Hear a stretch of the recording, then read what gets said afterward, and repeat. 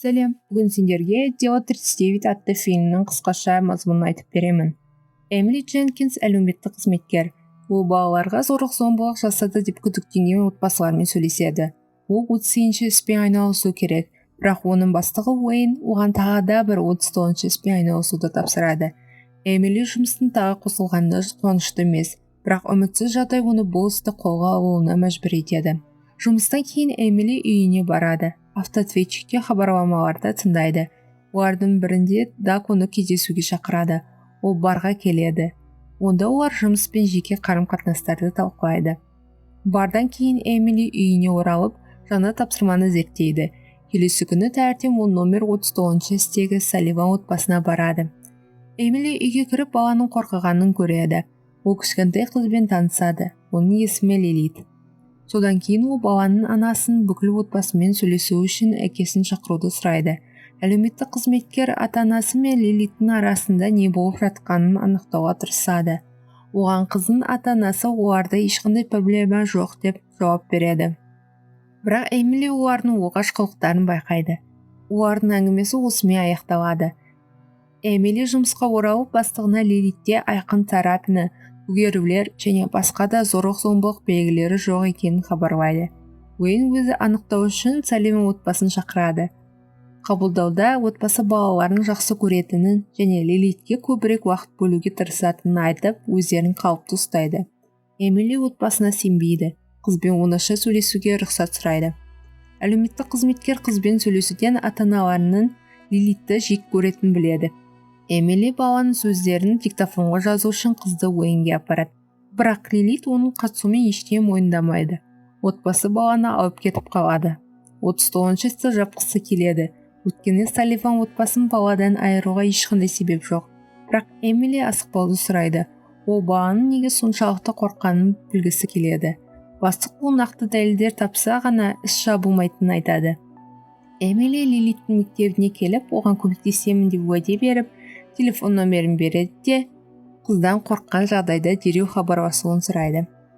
Кешке Эмилиге Лилит қоңырау шалады. Қыз ата-анасын оны өлтіргісі келетінін айтады. Әйел Салливан отбасына асығады. Жол бойында детектив Майкты шақырады. Үйге жақындаған кезде олар қыздың айқайын естиді. Үйге кіріп, ата-аналары Лилитті духовкада кілттеп қойғанын және қызды күйдіргісі келетінін көреді. Эмили мен Майк шынында ата-аналарынан қызды құтқарып қалады. Салливандар отбасы психбольницаға жіберіледі. Лилит Эмилиге бауыр басып қалады. Оны өзімен бірге алып кетуді сұрайды. Әйел қызды үйіне әкеліп төсекке жатқызады. Таңертең Эмили Лилиттің заттарын алу үшін Салливан отбасының үйіне барады. Ол үйдің айналасына қарап біртүрлі болады. Эмилидің жақсы досы Даг сонымен қатар әлеуметтік қызметкер. Ол зорлық-зомбылықтың құрбаны болған балалармен сөйлеседі. Екеуі Лилитпен болған жағдайды талқылайды. Келесі күні Эмили жұмысқа келіп, Уэйннен 10 жасар Диего есімді бала ата-анасын алдыңғы түнде өлтіргенін біледі. Эмили оқиға болған жерге барады. Майк оны сол жерде кездестіреді және оған бәрі қалай болғанын айтып береді. Таңертең Эмили Лилитті таңғы асқа шақырып, бөлмесіне кіріп, қыздың одан бірдеңе жасырып тұрғанын көреді. Бұл Эмилидің анасымен бірге түскен фотосы еді. Лилит анасымен не болғанын сұрайды.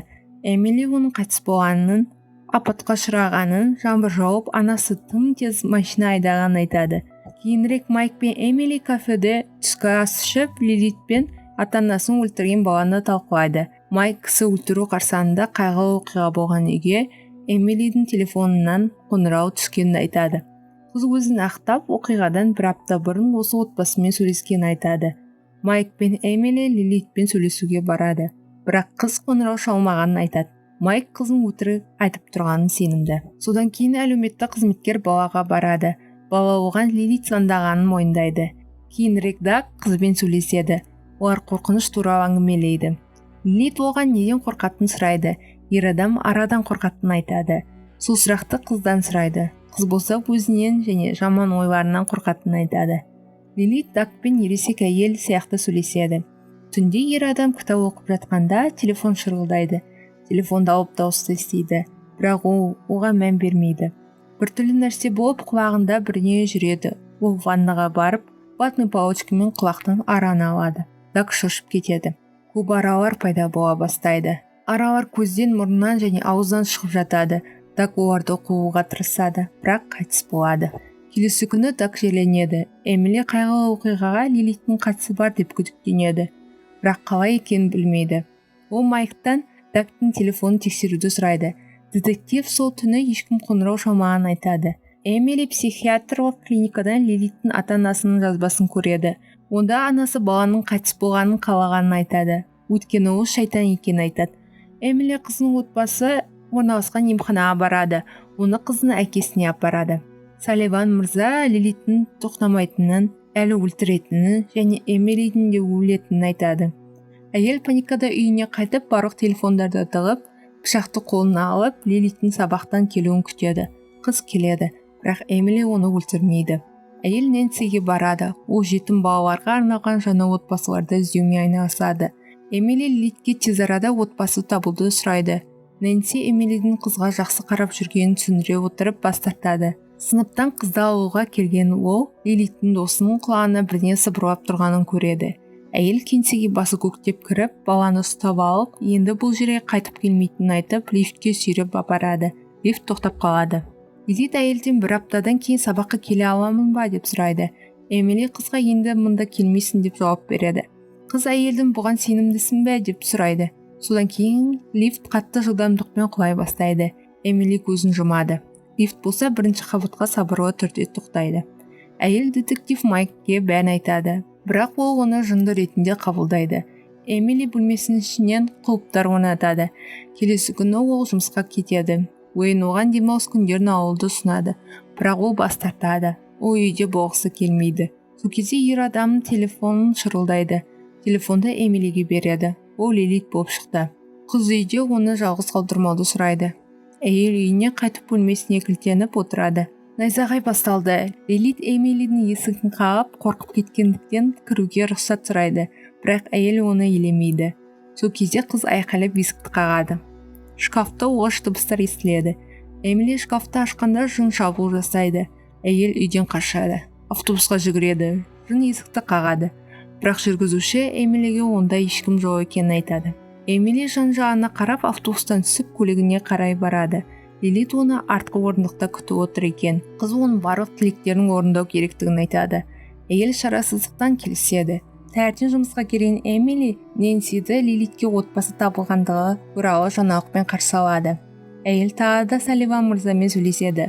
Ол жаңа отбасының өлтіруіне жол болдырмау үшін тек бір ғана жолы бар. Лилитті өлтіру керектігін айтады. Жыннан адам қорықпаса, ол қауіпті емес дейді Салливан мырза. Лилит бәрін біледі және оларды естиді. Қыз ауруханада жатқан ата-анасын өлтіреді. Эмили Майкқа келеді. Ол оған қорқынышты телефон әңгімесін тыңдауға мүмкіндік береді.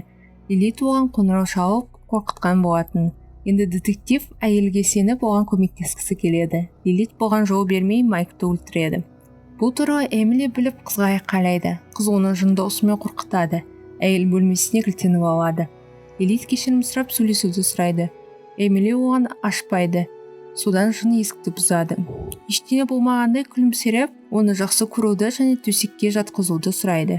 Әйел шайына ұйықтататын дәрі араластырады.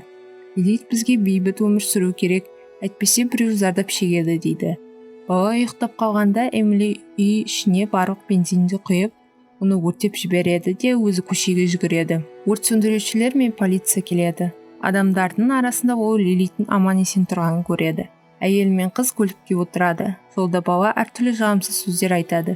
Содан кейін Эмили қорықпайтынын айтып, газды басып көпірден суға түсіп кетеді. Эмили аман есен судан шығады. Жын болса суға батып кетеді. Осылайша фильм аяқталады. Назарларыңа рахмет. Видео ұнаса лайк басып, жазу арқылы маған қолдау көрсете аласың. Келесі кездескенше.